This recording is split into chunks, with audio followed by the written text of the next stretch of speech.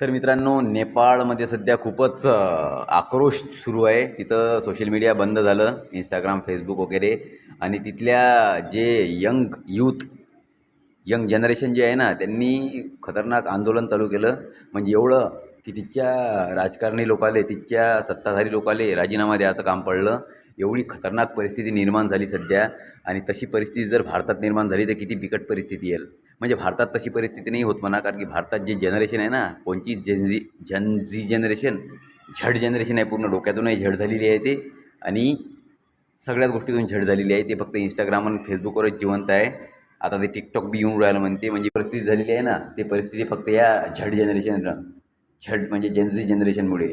आमची जी जनरेशन होती ते वाय जनरेशन आहे, म्हणजे मिलेनियम म्हणतात त्या जनरेशनला.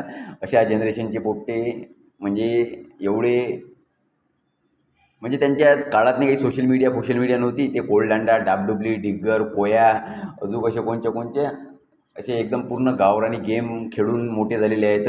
त्यांच्या बुद्ध्या थोड्या विकसित आहेत. पण हे काही आहेत ना जनजीवाले, त्यांना फेसबुक आणि इंस्टाशिवाय काही गमून नाही राहिलं. त्याच्यामुळे नेपाळमध्ये सध्या आंदोलन चालू आहे आणि खूप खतरनाक गोष्टी तिथं झालेल्या आहेत. बरेच ते सोशल मीडिया